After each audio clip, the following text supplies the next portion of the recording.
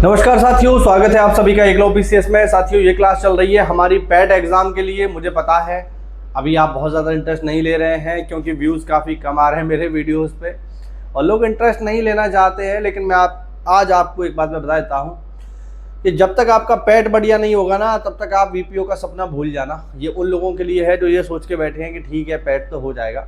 बाद में जब आपको एहसास होगा कि आप कुछ पॉइंट से या कुछ अंक से जब आप बाहर हो जाओगे ना मेंस एग्ज़ाम के लिए, तब आपको एहसास होगा। इसीलिए मैं बस मेहनत कर रहा हूँ आप लोगों के लिए ताकि आप लोगों का एग्ज़ाम अच्छा जा सके।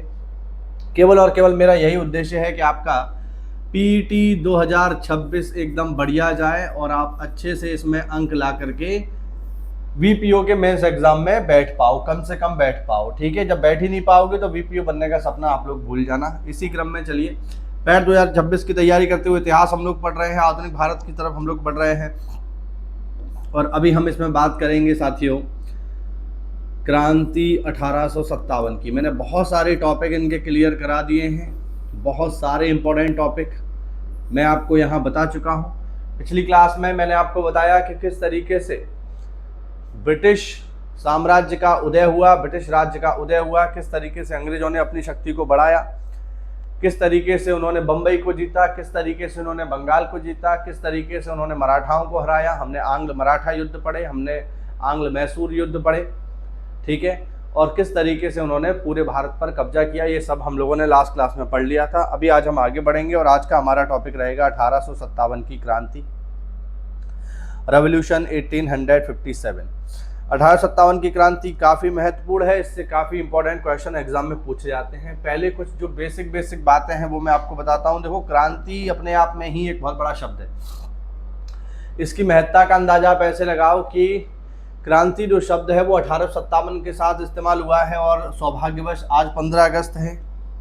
आज है 15 अगस्त और हम लोग जानते हैं 15 अगस्त 1947 को देश आज़ाद हुआ और आज भी 15 अगस्त है।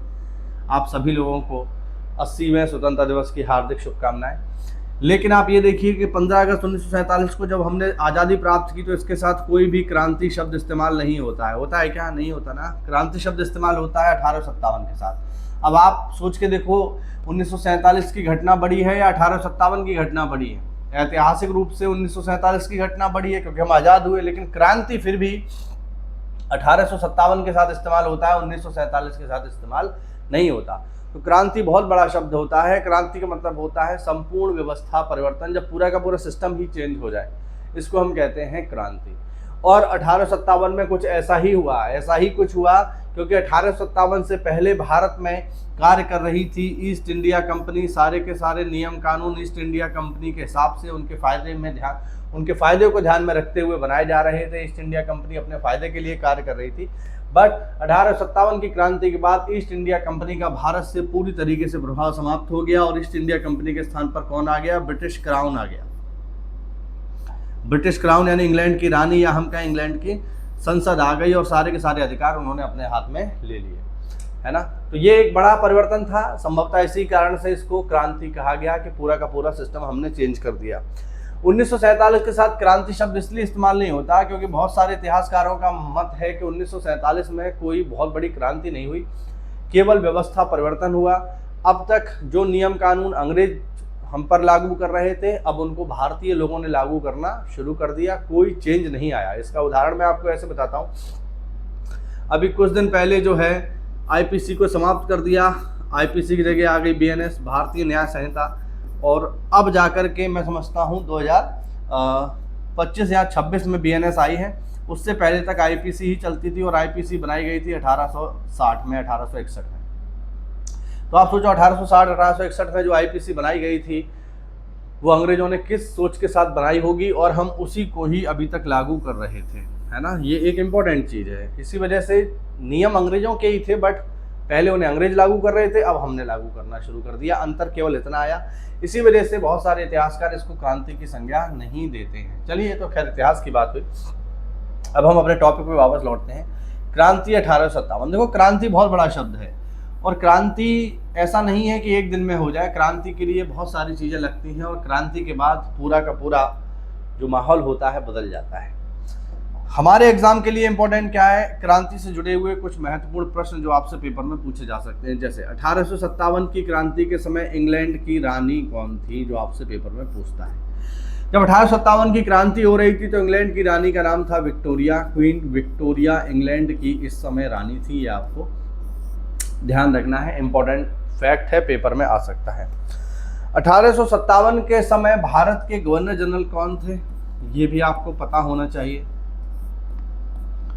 1857 के समय भारत के गवर्नर जनरल थे लॉर्ड कैनिंग। अब मैं आपको बता दूं, इनको लॉर्ड कहना आप बंद कर दो, ठीक है। इनको लॉर्ड कहने की कोई ज़रूरत नहीं है, ये कोई लॉर्ड वार्ड नहीं है, ठीक है, कोई लॉर्ड वार्ड नहीं है ये, ठीक, कोई भगवान थोड़ी है, इंसानी तो है। तो लॉर्ड अब इनके आगे मत लगाइए, ठीक है, इसकी कोई आवश्यकता नहीं, ठीक है। हाँ, तो इनको कहिए सिंपल और सिंपल कैनिंग। तो कैनिंग थे गवर्नर जनरल। देखिए, ये गुलामी की मानसिकता से हमें निकलना पड़ेगा। आज 15 अगस्त है, तो मैं ये भी आह्वान करना चाहता हूँ आप लोगों से कि ज़बरदस्ती अंग्रेज़ों को महान बनाना, ज़बरदस्ती अंग्रेज़ों के साथ फ़ोटो लेना, वीडियो लेना, ताजमहल पे जाके, लाल किला पे जाके और पोस्ट करना सोशल मीडिया पे कि अंग्रेज़ों के साथ हमने फ़ोटो लिया, वीडियो लिया, ये कोई बहुत ऐसे लोग नहीं हैं कि स्वर्ग से उतरे हैं या बहुत ज़्यादा ही जो है उच्च किस्म के मानव है, ऐसा भी नहीं, कोई महापुरुष भी नहीं है। ये तो नॉर्मल, इनको इंसानों की तरह ही ट्रीट करो, और लॉर्ड वार्ड कहने की इनको कोई ज़रूरत नहीं है, ठीक है। अभी जो नई NCERT आई है वहाँ से सबके आगे से लॉर्ड वार्ड हटा दिया गया है, सिंपल नाम है, तो उसी को हम फॉलो करेंगे। तो गवर्नर जनरल जो है इस समय पे वो है लॉर्ड कैनिंग और रानी है क्वीन विक्टोरिया। एक आपको याद रखना है कि विद्रोह के समय साथियों इंग्लैंड के PM कौन थे, ये भी आपको याद रखना है, ठीक है। विद्रोह के समय ब्रिटेन के PM तो वो थे लॉर्ड पामस्टन। लॉर्ड पामस्टन जो थे वो थे इंग्लैंड के PM जब विद्रोह हो रहा था। और एक पॉइंट और नोट करेंगे इसमें, विद्रोह के समय भारत के मुगल सम्राट, जब विद्रोह हो रहा था उस समय भारत के मुगल सम्राट कौन थे, तो मैं समझता हूँ इसका जवाब हर व्यक्ति जानता है, और उनका नाम था क्या नाम था, जफर बहादुर शाह, ठीक है। जफर हमने इसलिए आगे लिखा है क्योंकि ये जफर नाम से कविताएं किया करते थे, इसी वजह से इनको कहते हैं बहादुर शाह जफर। तो ये बेसिक बात है जो आपको इनके बारे में पता होनी ही चाहिए, ठीक है। अब 1857 की क्रांति को लेकर के दुनिया भर के स्टेटमेंट हैं जो आपको पता होने चाहिए, जो एग्जाम में पूछे जाते हैं। जैसे पहला जो कथन है जो पेपर में जो आते हैं, इनको आपको सीरियस लेना है। पहला जो कथन है वो है वीडी सावरकर का। वीडी सावरकर ने 1857 की क्रांति को प्रथम स्वतंत्रता संग्राम कहा। ये पेपर में आपसे पूछा जा सकता है कि कौन सा ऐसा क्रांतिकारी था जिसने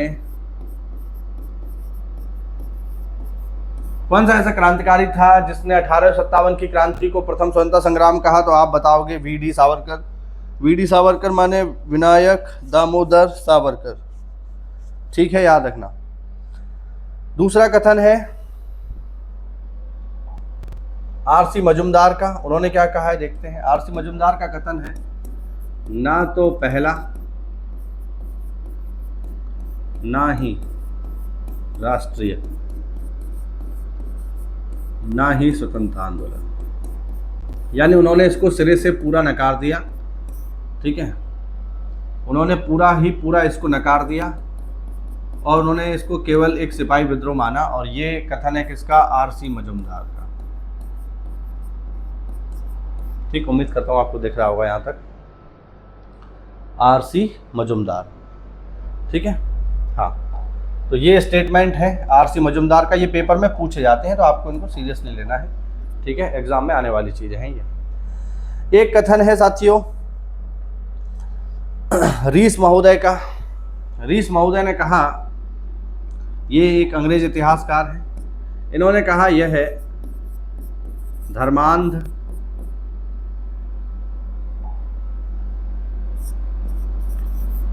एवं ईसाइयों के बीच युद्ध था।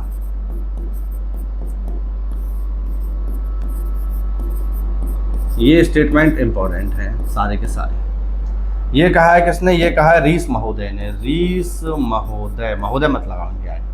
तो रीस ने कहा है कि उन्होंने ये माना कि जितने भी हिंदू हैं, और इसमें केवल हिंदू नहीं थे, इसमें हिंदू भी थे, और हिंदुओं का नेतृत्व कौन कर रहे थे? मुस्लिम। तो इसमें हिंदू भी हैं, मुसलमान भी हैं, इन सबको क्या कह रहे हैं? वो धर्मांध कह रहे हैं कि ये तो धर्मांध हैं, और ये सब विरोध कर रहे हैं किसके खिलाफ? पढ़े लिखे ईसाइयों के खिलाफ। तो चूंकि ये सब अंग्रेजी इतिहासकार हैं, तो उन्होंने अपने धर्म को, अपने लोगों को बेहतर बताया है, और हमारे धर्म को, हमारे लोगों को उन्होंने कमतर आंकने का प्रयास किया है। तो ऑब्वियस बात है, आदमी बायस तो होता ही है। तो इसको आप लोग याद रखना। एक स्टेटमेंट है टी.आर. होम्स का। उन्होंने कहा यह सभ्यता और बर्बरता के बीच संघर्ष था। ठीक है, एक महोदय है टी.आर. होम्स, वो क्या कह रहे हैं उनको भी देख लो। ये सब इनके चेहरे एक्सपोज हो रहे हैं। उन्होंने क्या कहा? उन्होंने कहा यह सभ्यता और बर्बरता के बीच संघर्ष। अब आप अंदाजा लगा सकते हो कि यहाँ सभ्य किसको बता रहे होंगे वो, और सभ्य किसको मतलब सभ्य किसको बता रहे होंगे और बर्बर किसको बता रहे होंगे। ये स्टेटमेंट है टी.आर. होम्स का।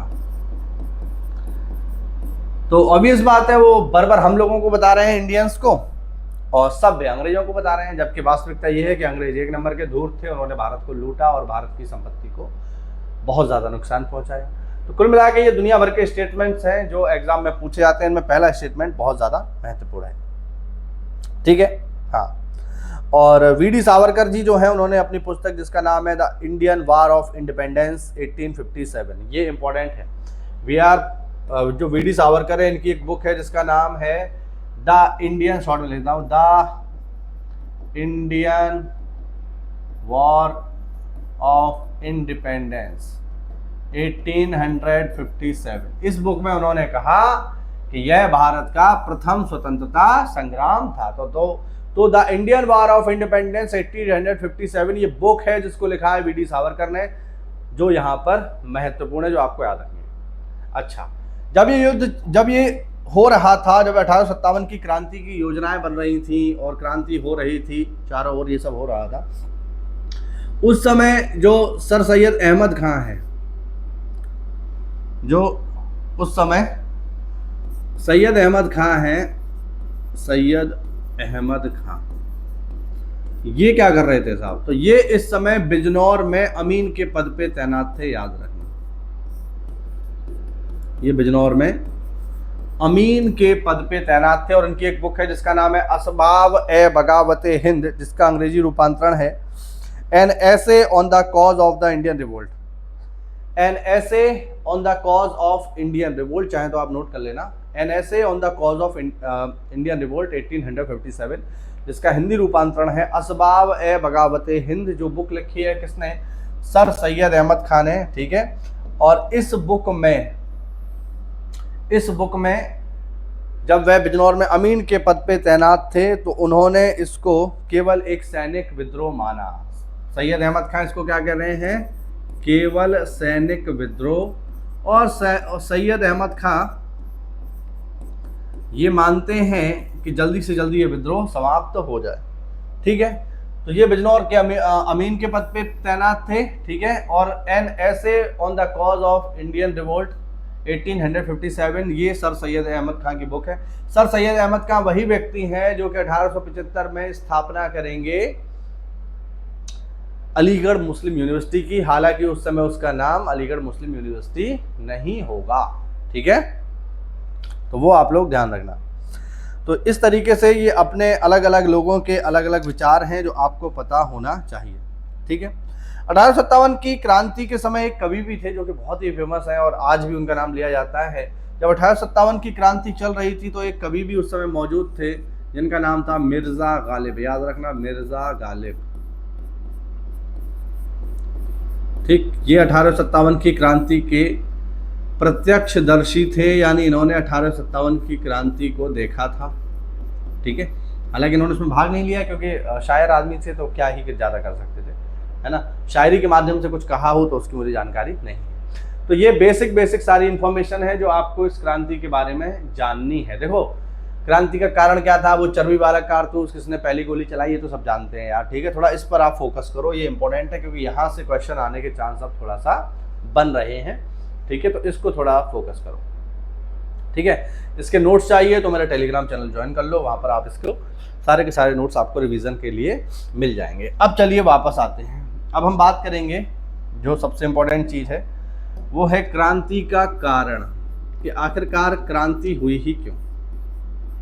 क्रांति का कारण देखो, अगर मैं आपसे जाके कहूँ कि चलो साहब क्रांति करेंगे, चलो मेरे साथ सावर गेट चलो, चलो मेरे साथ सोरो गेट चलो, ये मेरे यहाँ की कुछ जगह है, ठीक है, या चलो हम सब लोग चलते हैं लखनऊ, या हम सब लोग चलते हैं दिल्ली जंतर मंतर, चलो क्रांति करेंगे, तो कैसे कर पाओगे आप क्रांति? क्रांति के लिए क्या चाहिए? तो क्रांति का मतलब ये नहीं होता है कि जो है आप लोग मुझसे कहो कि सर हमारे पास तो कुछ है नहीं, हमें लाठी दो, डंडे दो, तब हम क्रांति करेंगे, या बंदूक दो तब हम क्रांति करेंगे, है ना। तो लाठी डंडों से क्रांति नहीं होती है, बंदूकों से क्रांति नहीं होती है, याद रखना, ठीक है। क्रांति का मतलब होता है जब सर्वस्व व्यवस्था परिवर्तन हो जाए, तब क्रांति होगी। अगर मैं तुम लोगों के हाथों में एक एक T90 भीष्मा भी दे दूँ ना, या एक एक ब्रह्मोस मिसाइल भी दे दूँ कि जाओ क्रांति करो, तब भी आप क्रांति नहीं कर पाओगे। क्रांति वैचारिक होती है, क्रांति जन समूह के साथ होती है, क्रांति में हर व्यक्ति प्रभावित होता है जो उस क्षेत्र में रह रहा हो। उदाहरण के लिए महात्मा गांधी जब कोई आंदोलन करते थे तो उनके आंदोलन का प्रभाव हर वर्ग पे पड़ता था और हर वर्ग उसमें भाग लेता था, चाहे असहयोग आंदोलन हो, चाहे दांडी यात्रा हो, चाहे भारत छोड़ो आंदोलन हो। इवन भारत छोड़ो आंदोलन में तो कोई नेता भी नहीं था, कोई नेता नहीं था, सब नेता जेल में थे। केवल रेडियो के माध्यम से, अखबारों के माध्यम से आंदोलन चल रहा था और पूरे देश में चल रहा था।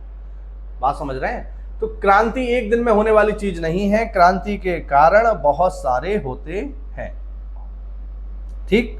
अब चलिए कारणों की अगर मैं बात करूं तो कुछ बेसिक कारण मैं आपको समझाने का प्रयास करता हूं। सबसे पहले मैं बात करूंगा राजनीतिक कारण। बहुत सारे इसके कारण थे जो मैं शॉर्ट में आपको बताऊंगा। राजनीतिक कारण शॉर्ट में मैं आपको ये सारे बताने का प्रयास करूंगा। देखो, अगर हम राजनीतिक कारणों की बात करें तो राजनीतिक कारण काफी महत्वपूर्ण थे। स्टार्टिंग में जब अंग्रेज भारत में आए, या बेसिकली ईस्ट इंडिया कंपनी जब भारत में आई, तो एक व्यापारिक कंपनी की तरह तो आई। ये लोग किससे मिले? ये लोग मिले मुगल राजाओं से। मुगल राजाओं की इन्होंने जी हजूरी करी, उनको महंगे महंगे गिफ्ट दिए। कहा जाता है कैप्टन हॉकिंस जब पहली बार जहांगीर से मिलने आया तो उनके लिए बहुत बड़ी एक बग्गी लेकर के आया, बहुत बड़ी बग्गी, सुंदर बग्गी। उसको वो चलाना ही नहीं जानते थे तो लोगों से खिंचवाते थे। बाद में कैप्टन हॉकिंस ने कहा कि साहब इसमें घोड़े लगते हैं, तो बड़े बड़े गिफ्ट इन्होंने लिए। तो ये बड़े बड़े गिफ्ट दे करके राजाओं को अपनी ओर मिलाते थे। ये लोग रिश्वत देते थे, रिश्वत दे करके इन्होंने जो है प्लासी का युद्ध जीत लिया अंग्रेजों ने। तो ये स्टार्टिंग में जब भारत आए तो थोड़ा सा झुक करके आए और अपने आप को केवल व्यापारी इन्होंने दिखाया। लेकिन बाद में क्या हुआ? बाद में इन्होंने धीरे धीरे करके सारी क्षेत्रों को जीतने का प्रयास किया और फूट डालो राज करो की नीति के अंतर्गत बहुत सारे क्षेत्रों को अपने में मिला लिया और वहां के राजा बन बैठे। इसका परिणाम यह हुआ कि बहुत सारी जो राजा थे, जो रजवाड़े थे, वो इनके खिलाफ हो गए। राजा और रजवाड़े खिलाफ हुए वो तो समझ में आता है, लेकिन अंग्रेजों की नीतियां इतनी खराब थी कि अंग्रेजों ने जमींदारों को भी नहीं छोड़ा। जमींदार भी इससे बचे नहीं रहे। स्टार्टिंग में जमींदारों का सपोर्ट किया अंग्रेजों ने, इनका लाभ लिया, है ना। जैसे अंग्रेजों की जो भू राजस्व प्रणालियां चलती थी, उसमें एक प्रणाली थी स्थायी बंदोबस्त, जिसमें जमींदारों का बहुत साथ लिया गया। इनकी मदद से बहुत सारे रुपए कमाए अंग्रेजों ने। लेकिन बाद में फिर इन्हीं पर ही शिकंजा कस गया। तो जमींदारों पर शिकंजा कसने के लिए एक कमीशन बनाया गया जिसका नाम था इनाम आयोग। एक आयोग बनाया गया जिसका नाम था साथियों इनाम आयोग। अब इनाम आयोग ने 35,000 जागीरों की जांच की। 35,000 जागीरों की जांच की इन जमींदारों से। जागीर मतलब जमीन का टुकड़ा, और जो जागीर को पास रखता था, जिसके पास जागीर होती थी, वही कहलाता था जमींदार। तो 35,000 जागीरों की जांच करी और इन जमींदारों से एक ही क्वेश्चन पूछा जाता था, तुम्हारे पास ये जमीन आई कहाँ से, तुम्हारे पास संपत्ति आई कहाँ से। अब उस समय कोई कागजी ब्यौरा थोड़ी चलता था इतना। तो 35,000 जागीरों की जांच हुई, जमींदार सेटिस्फैक्टरी आंसर दे नहीं पाए और 35,000 जागीरों में से 20,000 जागीरें अंग्रेजों ने जब्त कर ली। अब आप सोचो, तो राजा महाराजा भी इनसे परेशान है, जमींदार भी परेशान है। तो ये प्रमुख राजनीतिक कारण रहे जिसकी वजह से अंग्रेजों ने इन पूरे के पूरे सिस्टम को अपने में समाहित कर लिया और इससे राजा भी परेशान हुए, जमींदार भी परेशान हुए और ये प्रमुख राजनीतिक कारण बने जिसकी वजह से विद्रोह हुआ। ठीक है, दूसरा जो था साथियों, दूसरा है यहाँ पे सामाजिक कारण, जो बहुत इंपॉर्टेंट था। क्रांति के कारणों में दूसरा है हमारे पास सामाजिक कारण। सामाजिक कारण में जैसे क्या था, अंग्रेजों ने भारतीय समाज में परिवर्तन करने का प्रयास किया। हालांकि आज के परिप्रेक्ष्य से अगर आप देखोगे तो आपको एहसास होगा कि हाँ, वो चीजें कहीं ना कहीं ठीक थी, लेकिन उस समय का समाज उसको स्वीकार करने को तैयार बिल्कुल भी नहीं था। उन्होंने भारतीय परंपराओं में हस्तक्षेप करना शुरू किया, भारतीय सामाजिक ताने बाने को तोड़ने का प्रयास किया। ठीक है, उन्होंने जैसे क्या किया, उन्होंने कुछ ऐसे कार्य किए जो उस समय समाज स्वीकार करने की स्थिति में नहीं था। जैसे विधवा विवाह को उन्होंने बढ़ावा दिया। अब विधवा विवाह को बढ़ावा दिया तो समाज उनके खिलाफ हुआ।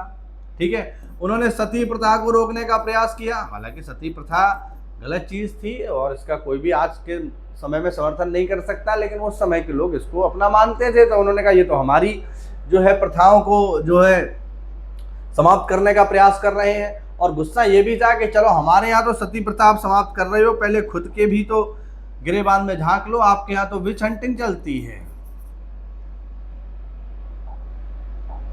आपके यहाँ तो विच हंटिंग चलती है, यानी आप भी तो और औरतों को मार रहे हो, तो अपना तो सुधार करना रहे हो, हमारे यहाँ के सती प्रथा को बैन करा रहे हो। दूसरा, अंग्रेजों ने हमारे धार्मिक रीति रिवाजों पर प्रहार किया। ठीक है, अंग्रेज खुले मंच से ईसाई धर्म का प्रचार करते थे, ईसाई धर्म का प्रचार करते थे खुले मंच से, और हिंदू धर्म और मुसलमान धर्म यानी मुस्लिम और हिंदुओं के धर्म को बुरा बताते थे, इनके धर्म में जो है कमियां बताते थे। और ये पूरा सैद्धांतिक तरीके से होता था, पूरा सिस्टमैटिक वे से होता था, जिससे लोगों को लगता था कि ये तो अंग्रेज ही करा रहे हैं।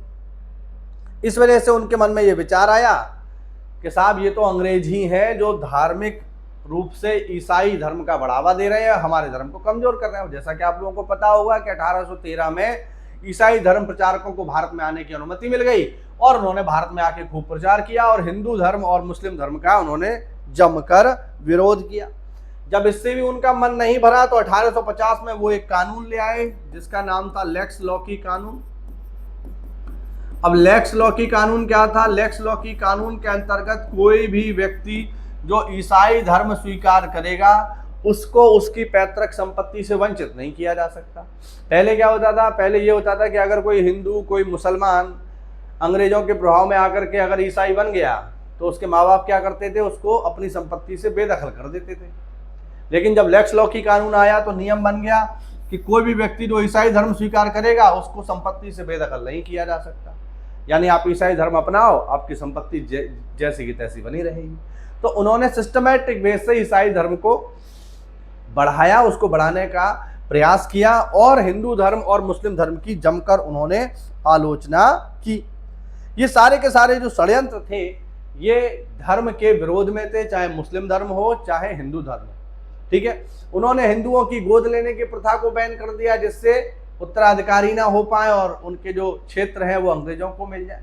तो ये सब लोग देख रहे थे, सब लोग समझ रहे थे और ये भी एक प्रमुख कारण बना जिसकी वजह से विद्रोह हुआ। और सबसे अंत में आता है इसका आर्थिक कारण।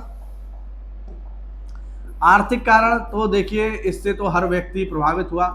अंग्रेजों का सीधा सा सिद्धांत था। अंग्रेजों का सिद्धांत क्या था कि हमें कमाना है अधिकतम लाभ। सीधी सी बात है, हमें फ़ायदा कमाना है और फ़ायदा कमाना है तो इसके लिए हम कुछ भी करेंगे। उन्होंने हमारे न किसानों को छोड़ा, न ज़मींदारों को छोड़ा, न राजा महाराजाओं को छोड़ा, न सैनिकों को छोड़ा। सब से उन्होंने और हमारी ज़मीनों का उन्होंने बड़ा दोहन किया, हमारे संसाधनों का दोहन किया।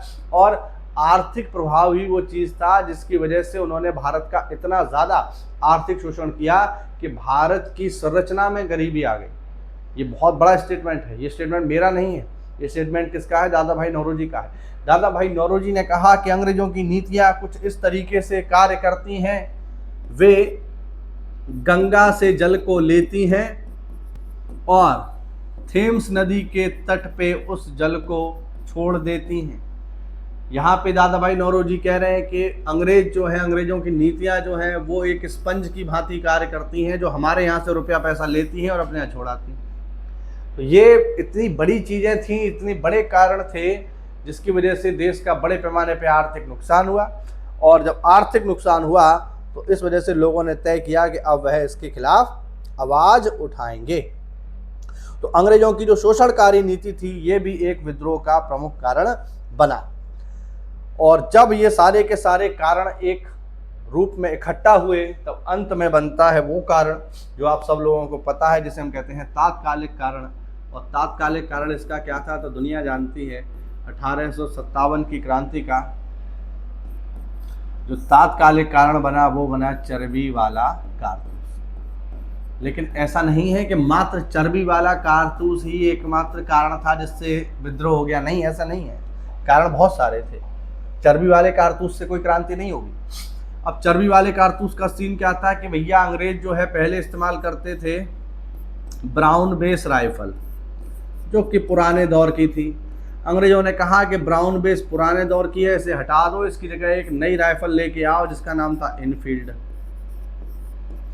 अब इनफील्ड जो राइफल थी ये नए टाइप की राइफल थी, तो उन्होंने नए प्रकार की राइफल को स्वीकार किया। अब इस राइफल में होता क्या था, ये आज की तरह की बंदूकें नहीं होती थी कि जिसमें डायरेक्टली सीधे हमने कार्टेज डाला और फायर कर दिया। इसमें क्या होता था कि इसमें लंबी सी बंदूक होती थी, उसका लंबा सा बैरल होता था, उसमें पहले डाला जाता था बारूद। उस बारूद को सलाई के माध्यम से उस बंदूक के बैरल में, जो बंदूक की बैरल है उसमें दबाया जाता था और फिर उसमें डाला जाता था मोटा सा छर्रा और फिर फायर करी जाती थी। अब वो जो पैकेट होता था जिसमें बारूद भरा होता था, जिसको खोल करके बंदूक के बैरल में डालना है, उस पैकेट पे कुछ चिकनाहट लगी होती थी, कुछ मोम जैसा पदार्थ लगा होता था।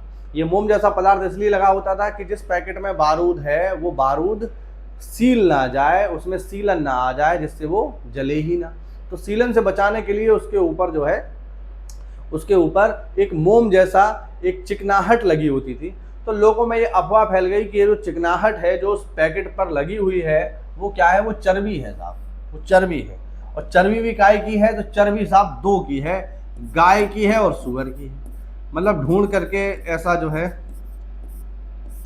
ये बनाया गया कि या तो गाय की चर्बी है या सुअर की चर्बी है। अब गाय तो भैया हिंदुओं के लिए बहुत पवित्र है और सुअर तो मुसलमानों के लिए बहुत ही नापाक जीव है, उसका नाम भी नहीं लेते हो।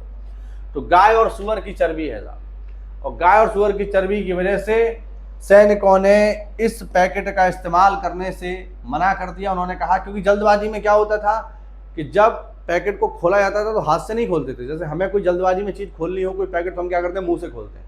तो उन्होंने कहा इस गाय और सुअर की चर्बी वाले कारतूस को हम मुंह से नहीं लगाएंगे, और इन गाय और सुअर वाली चर्बी का इस्तेमाल करने से सैनिकों ने मना कर दिया।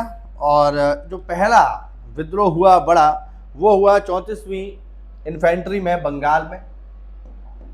तो साहब 34वीं इन्फेंट्री होती है पैदल सेना। 34वीं इन्फेंट्री जो कहाँ की थी, बंगाल, ठीक है। यहाँ के एक जवान जिसका नाम था मंगल पांडे। मंगल पांडे जी ने क्या किया साहब, मंगल पांडे जी ने इस चर्बी वाले कारतूस का इस्तेमाल करने से मना करते हुए अपने 2 सैन्य अधिकारियों की हत्या कर दी, जिनका नाम था लेफ्टिनेंट बाग, ठीक है, और मेजर सार्जेंट ह्यूसन।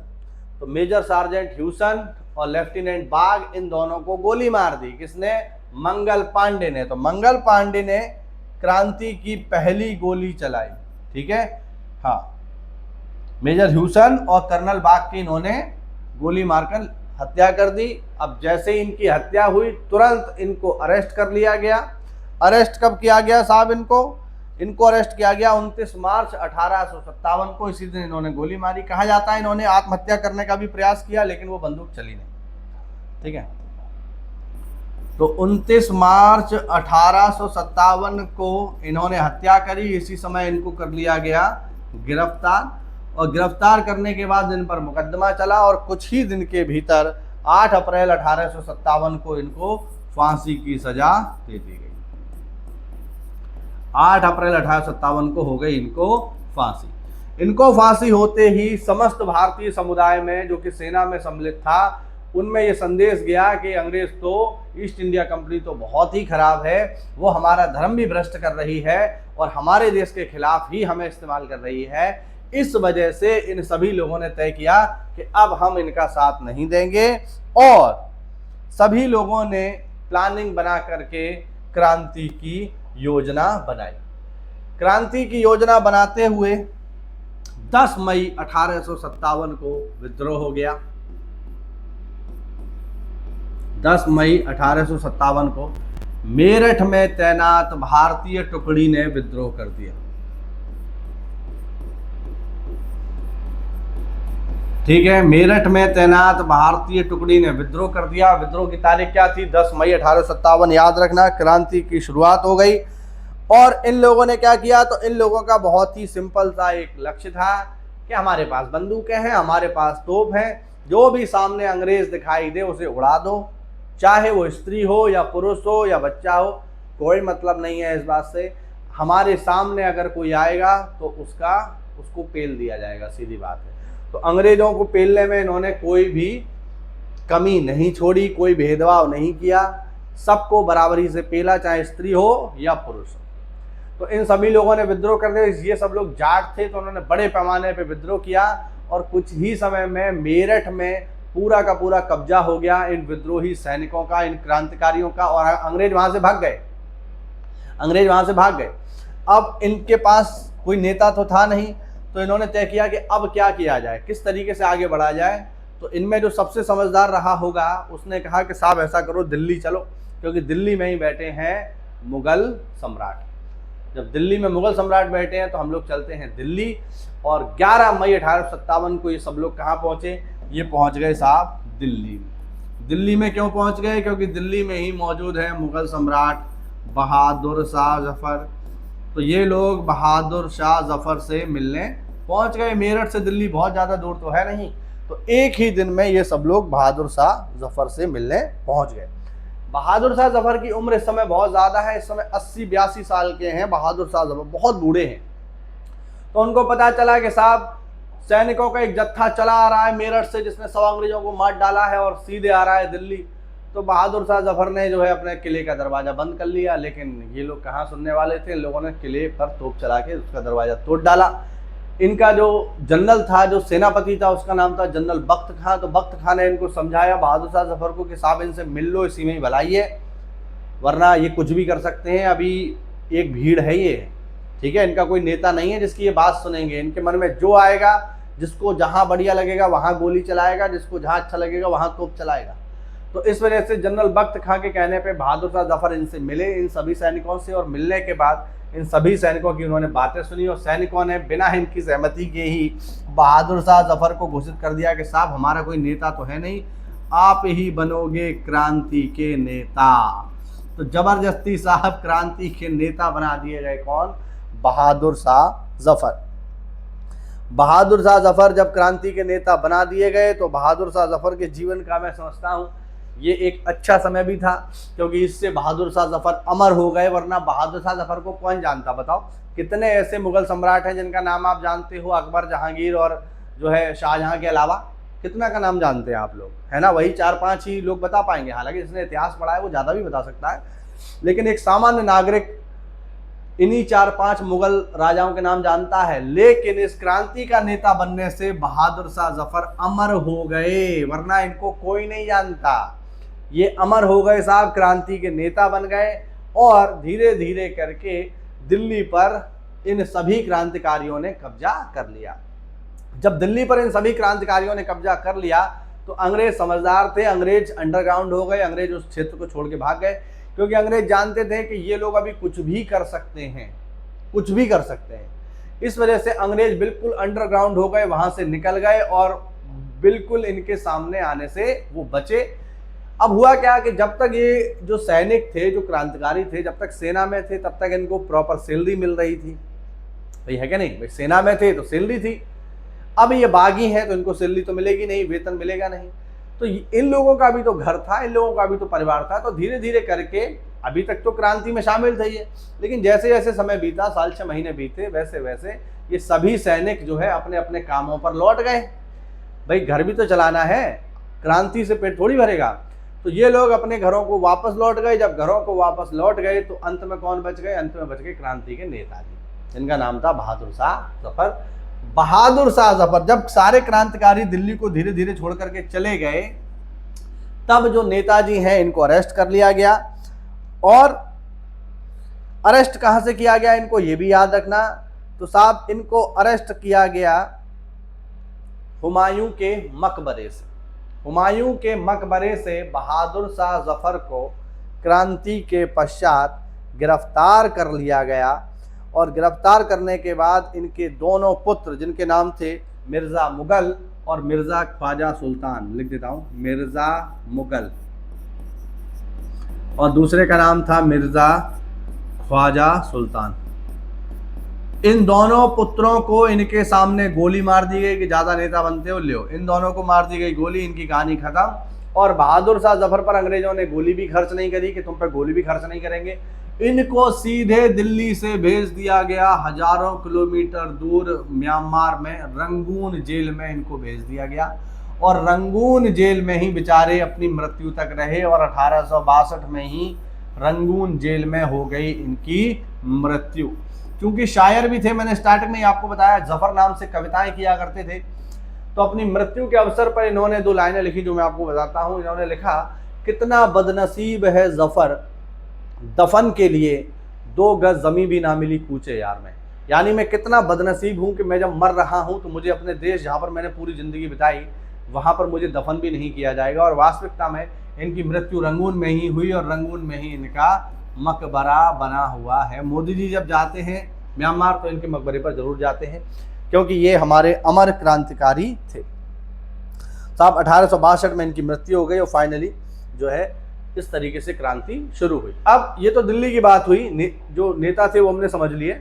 लेकिन ऐसा नहीं कि दिल्ली में ही विद्रोह हो रहा था, अब भारत के अन्य शहरों में भी विद्रोह हो रहा था, जो आपसे एग्जाम में पूछा जाता है। जैसे अब इसमें क्या पूछा जाएगा, इसमें 2-3 पॉइंट पूछे जाएंगे। जैसे विद्रोह कहाँ हुआ, जैसे लखनऊ। लखनऊ में विद्रोह कौन कर रहा था? तो ये कर रही थी बेगम हजरत महल, ठीक है। और दूसरा आपसे पूछा जाएगा कि इस विद्रोह को समाप्त किसने कर दिया, किस सैन्य अधिकारी को यहां नियुक्त किया गया जिसने इस विद्रोह को समाप्त कर दिया, तो वो आपसे पूछा जाएगा। तो इसको समाप्त कर दिया कैंपबेल ने, कैंपबेल। बात करें बेगम हजरत महल की, तो ये पत्नी थी वाजिद अली शाह की और इन्हें महक परी के नाम से भी जाना जाता था। विद्रोह के बाद ये जो है नेपाल चली गई, वहाँ पर इन्होंने शरण ली और ये पत्नी थी वाजिद अली शाह की, अवध के नवाब वाजिद अली शाह, जिनका क्षेत्र कुशासन के आधार पर अंग्रेजों ने अपने में मिला लिया था। तो इस वजह से इन्होंने विद्रोह किया। तो पहला है लखनऊ, जो आपको याद रखना है। दूसरा देखते हैं झांसी। झांसी तो खैर बहुत ही फेमस है, हम सब लोग जानते हैं। झांसी की बात करेंगे तो ये तो बताने की आवश्यकता नहीं है झांसी में विद्रोह किसने किया। तो झांसी में विद्रोह किया है रानी लक्ष्मीबाई ने, रानी लक्ष्मीबाई। तो रानी लक्ष्मीबाई ने विद्रोह किया है झांसी में, बच्चा बच्चा ये बात जानता है, ठीक है। रानी लक्ष्मीबाई के पति हैं गंगाधर राव और इनके पुत्र का नाम है दामोदर राव, ठीक है। याद रखना इनका जो जन्म है ये उत्तर प्रदेश में हुआ है, मतलब वैसे झांसी भी उत्तर प्रदेश में ही है, वाराणसी में इनका जन्म हुआ है, वाराणसी, ठीक है। आप लोग मुझे कमेंट करके बताना है कि रानी झांसी के बचपन का नाम क्या था, ये आप लोग मुझे कमेंट करके बताइएगा कि इनके बचपन का नाम क्या था। तो रानी लक्ष्मीबाई के जो पति हैं इनका नाम है गंगाधर राव और इनके पुत्र जो है, अब वैसे इनका कोई पुत्र नहीं था तो इन्होंने क्या किया, एक बच्चे को गोद ले लिया, उसका नाम रखा दामोदर राव। लेकिन अंग्रेजों ने नियम बना रखा था कि आप किसी बच्चे को गोद नहीं ले सकते, गोद लेने की प्रथा बंद हो गई थी। तो जब गोद नहीं ले सकते तो तुम्हारे बाद तुम्हारा साम्राज्य कौन संभालेगा, तो अंग्रेजों को दे दो। इस बात से क्रोधित होकर रानी लक्ष्मीबाई ने विद्रोह किया और बड़े पैमाने पे अंग्रेजों को नुकसान पहुंचाया और इनके विद्रोह का अंत किया ह्यूरोज ने। इनके विद्रोह का अंत किसने किया, जनरल ह्यूरोज ने। ह्यूरोज रानी लक्ष्मीबाई के बारे में लिखता है कि सभी क्रांतिकारियों में जो एकमात्र मर्द है वो है रानी लक्ष्मीबाई। तो अगर दुश्मन आपकी तारीफ करे तो मतलब वाकई में आप में जिगरा है और आपके अंदर कुछ ना कुछ बात है। तो ये आप लोग याद रखना। आगे बढ़ते हैं, आगे है कानपुर। आगे है कानपुर। कानपुर में विद्रोह किसने किया? तो अगर आपको याद हो आंग्ल मराठा युद्ध, तो वहां से आपको समझ आ जाएगा। हमने पेशवा पढ़े थे, तब भी मैंने इसके बारे में बताया था। जो अंतिम पेशवा थे उनके दत्तक पुत्र थे नाना साहब, जिनको महाराष्ट्र से वार्षिक पेंशन देकर के कहाँ भेज दिया गया था? कानपुर में। कानपुर में कहाँ भेज दिया गया था? बिठूर में। तो नाना साहेब और तात्या टोपे, नाना साहेब और तात्या टोपे, इन लोगों ने विद्रोह किया। नाना साहेब का असली नाम पेपर में पूछता है तो इनका असली नाम था धोंदू पंत, और तात्या टोपे का असली नाम है रामचंद्र पांडुरंग। ठीक, ये इनके वास्तविक नाम है, याद रखिएगा। इन लोगों ने कानपुर में विद्रोह किया और इस विद्रोह को दबाया किसने? इस विद्रोह को दबाया जनरल कैंपबेल ने, याद रखना कैंपबेल। तो कैंपबेल ने कानपुर के विद्रोह को समाप्त किया। का से कानपुर, का से कैंपबेल, याद रखना। अगला शहर है हमारे पास इलाहाबाद। इलाहाबाद में विद्रोह किया लियाकत अली ने और इलाहाबाद के विद्रोह को समाप्त किया जनरल नील ने। तो इसे मैं बस बता देता हूँ, आप लोग नोट करना चाहें तो कर लेना। अगला शहर है हमारे पास बिहार। बिहार बहुत इंपॉर्टेंट है। बिहार में विद्रोह किसने किया? कुंवर सिंह और अमर सिंह ने। बाबू कुंवर सिंह और इनके पुत्र अमर सिंह, कुंवर सिंह और अमर सिंह, इन लोगों ने विद्रोह किया। कहां पर? बिहार में। इंपॉर्टेंट बात है, ये याद रखना, पेपर में कई बार आ चुकी है। बिहार में विद्रोह का नेतृत्व किसने किया? बाबू कुंवर सिंह और अमर सिंह, और इसको समाप्त किया विलियम टेलर और विंसेंट आयर ने। विलियम टेलर और विंसेंट आयर, इन लोगों ने समाप्त किया इस विद्रोह को, इसको याद रखना। तो इन दोनों ने बिहार का विद्रोह समाप्त किया। इसके अलावा यूपी में बहुत सारी जगह और भी विद्रोह हुआ, जैसे बरेली में विद्रोह हुआ। बरेली में विद्रोह किया खान बहादुर खान ने। मथुरा में भी विद्रोह हुआ, ठीक है, देवी सिंह जी ने इसका विद्रोह किया। विद्रोह बहुत सारी जगह हुआ। मैं समझता हूँ यूपी में तो लगभग हर जगह ही विद्रोह हुआ। इवन जो मेरा शहर है जहाँ से मैं आता हूँ, कासगंज, यहाँ पर भी विद्रोह हुआ। उस समय कासगंज कोई जिला नहीं होता था, उस समय ये एटा के अंतर्गत आता था। तो एटा जिला में भी विद्रोह हुआ। मैं आपको बता दूं हमारे यहाँ कहाँ विद्रोह हुआ, तो हमारे यहाँ एक छोटी जगह पड़ती है बेलराम, वहाँ पर विद्रोह हुआ है ना। वहाँ पर एक छावनी नामक गांव है, प्रॉपर वहाँ विद्रोह हुआ। वहाँ पर गोलियाँ चली, ठीक, और कुछ अंग्रेज मारे भी गए, जिनकी समाधियाँ आज भी वहाँ मौजूद हैं। इसके अलावा हमारे कासगंज जिले में ही एक जगह पड़ती है पटियाली, वहाँ पर भी विद्रोह हुआ। तो लगभग उत्तर भारत का, और मैं समझता हूँ यूपी का शायद ही कोई ऐसा क्षेत्र था जहाँ विद्रोह नहीं हुआ। अब ये अच्छी बात भी थी कि पूरे यूपी में विद्रोह हो रहा है, लेकिन ये खराब बात भी थी। खराब बात इसलिए थी क्योंकि इसका स्वरूप जो है क्षेत्रीय हो गया, पूरे भारतवर्ष में ये विद्रोह नहीं हो पाया, ठीक है। तो उत्तर भारत में ही मेनली ये सक्रिय रहा। हरियाणा में राव तुलाराम जी ने विद्रोह किया और असम में मनीराम जी ने विद्रोह किया। तो इस तरीके से ये विद्रोह हुआ और फाइनली जो है सभी जगह सफलतापूर्वक विद्रोह को समाप्त कर दिया गया। जब विद्रोह समाप्त हो गया तो विद्रोह के बाद जो प्रमुख बदलाव हुए वो हम देखते हैं, ठीक है, या विद्रोह का परिणाम क्या रहा वो हम समझते हैं जरा। विद्रोह का जो परिणाम है साथियों वो ये, हम यहां कहेंगे कि विद्रोह कैसा रहा? विद्रोह असफल रहा। विद्रोह असफल रहा। अब असफलता के क्या कारण रहे, दो चार मैं आपको बता देता हूं। असफलता का प्रथम जो कारण रहा कि क्यों असफल हो गया, वो था नेतृत्व का अभाव।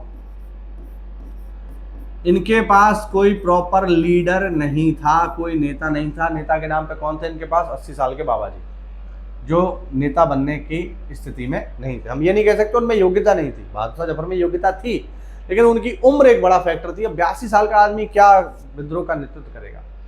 दूसरा, आम जनता का समर्थन नहीं। आम जनता ने इसमें बहुत ज़्यादा ध्यान नहीं दिया या बहुत ज़्यादा इसका सपोर्ट नहीं किया, इसलिए क्योंकि आम लोगों को क्या लग रहा था, आम जो लोग थे, जो सामान्य जनता थी, उनको ये लग रहा था कि ये सैनिक हैं, इनके पास तोपें हैं, बंदूक हैं और ये किसी को भी मार सकते हैं। ऐसा उन्हें क्यों लग रहा था? ऐसा उन्हें इसलिए लग रहा था क्योंकि अब तक यही सैनिक अंग्रेजों के साथ मिलकर के भारतीय लोगों को मार रहे थे और अब इनकी बुद्धि खराब हो गई, अब अंग्रेजों को ही मार रहे हैं, तो इनका कोई भरोसा नहीं है। इसीलिए आम जनता का इनको प्रॉपर जन समर्थन हासिल नहीं हुआ, जो कि प्रमुख कारण रहा जिसकी वजह से विद्रोह असफल हो गया। ठीक है। तीसरा अगर हम देखें तो इनका कोई उद्देश्य नहीं था, उद्देश्य का अभाव, ये एक महत्वपूर्ण चीज है। इनका उद्देश्य नहीं था, उद्देश्य का अभाव, इनके पास कोई टारगेट ही नहीं था। इन लोगों से ये पूछा जाए कि ठीक है साहब, तुम अंग्रेजों को मार रहे हो, अंग्रेजों को मार दोगे फिर क्या होगा, तो उसके बाद कौन शासन करेगा भारत में? अभी तक तो मुगल शासन कर रहे थे, फिर अंग्रेज आ गए, तो अंग्रेजों को हटा दोगे तो कौन शासन करेगा? तो इनके पास इसका कोई प्रॉपर आंसर नहीं था। इनका कहना था कि इन्हें यहाँ से भगाओ और हम मुगलों को ही गद्दी पर बिठा देंगे, जो कि वास्तविकता में योग्य शासक के तौर पे नहीं शासन कर पाते, क्योंकि मुगल बहुत कमजोर हो चुके थे। तो इनके पास कोई रोड मैप नहीं था, कोई टारगेट नहीं था। इनका टारगेट बस ये था कि अंग्रेजों को यहाँ से मार के भगा दो। तो ये सब प्रमुख कारण रहे। और एक कारण और भी हम यहाँ जोड़ सकते हैं, संसाधनों का अभाव। इनके पास संसाधन सीमित थे, इनके पास अंग्रेजों की तरह प्रॉपर संसाधन नहीं थे, हर चीज का इनके पास अभाव था। और सबसे बड़ी चीज अंग्रेजों के पास थी तार व्यवस्था। एक क्रांतिकारी ने लिखा कि जितना नुकसान हमें अंग्रेजों की गोलियों ने नहीं पहुंचाया, उतना नुकसान, उससे ज्यादा नुकसान हमें तार व्यवस्था ने पहुंचाया। तार यानी टेलीग्राफ सिस्टम। उसने लिखा इस तार व्यवस्था ने हम लोगों का गला घोट दिया, क्योंकि एक स्थान पर जब विद्रोह हुआ तो तुरंत ही दूसरे क्षेत्र को सूचना दे दी गई कि यहाँ विद्रोह हो रहा है, आप लोग सावधान हो जाओ। इसीलिए जिस विद्रोह की इंटेंसिटी होनी चाहिए थी, उस इंटेंसिटी से विद्रोह कभी हुआ ही नहीं। एक इसका कारण और था क्षेत्रीय स्वरूप। जैसा कि मैंने बताया कि इस विद्रोह में केवल उत्तर भारत ही सम्मिलित रहा, दक्षिण भारत में विद्रोह हुआ ही नहीं। और तो और यूपी का ही एक क्षेत्र ऐसा रहा जो विद्रोह से बिल्कुल अछूता रहा, उत्तराखंड। उत्तराखंड में विद्रोह नहीं हुआ।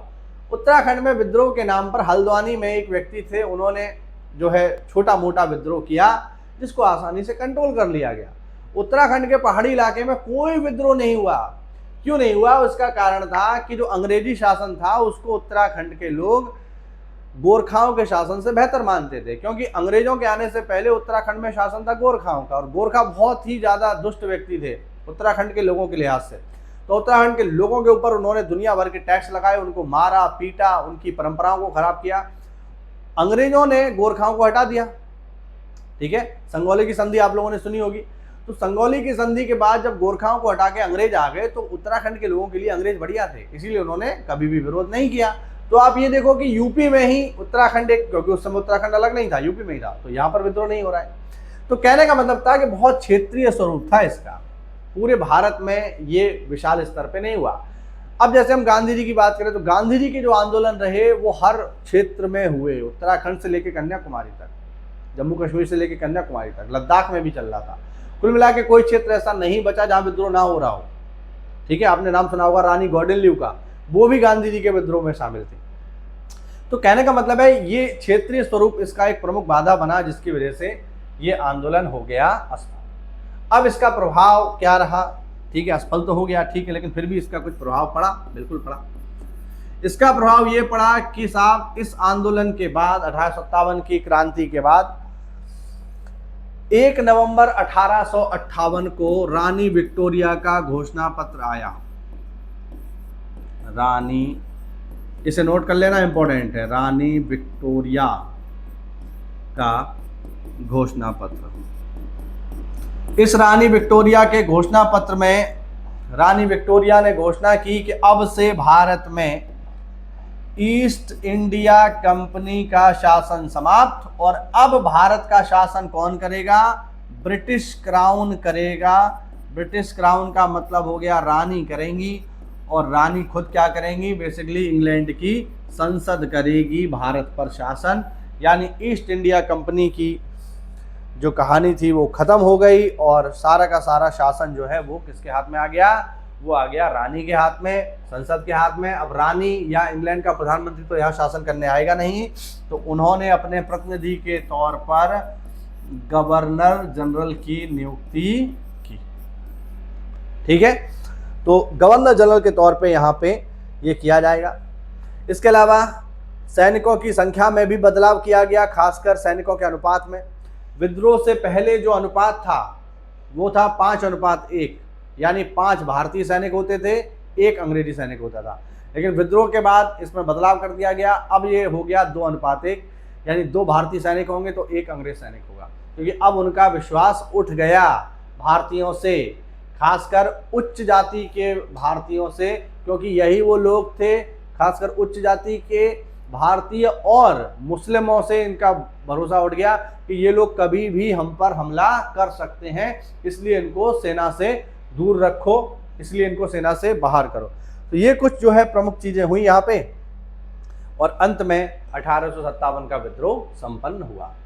ठीक, तो ये था 1857 का विद्रोह। एक पॉइंट इसमें और रह गया है बस, उसके बाद मैंने पूरा का पूरा ये लेक्चर आपको करा दिया। एक पॉइंट और देख लो, 1857 की क्रांति का प्रतीक चिन्ह, बस, और इसी के साथ ये टॉपिक हो जाएगा हमारा समाप्त। 1857 का प्रतीक चिन्ह क्या है? 1857 की क्रांति का प्रतीक चिन्ह था कमल का फूल और रोटी या चपाती, ये इसका प्रतीक चिन्ह था। बाकी कौन कौन व्यक्ति मौजूद था, किसने क्या बोला, मिर्जा गालिब और ये सब मैं जो है आपको ऑलरेडी बता चुका हूँ। इसी के साथ ये टॉपिक हुआ हमारा कंप्लीट। इसकी पीडीएफ चाहिए तो मेरा टेलीग्राम चैनल ज्वाइन कर लो।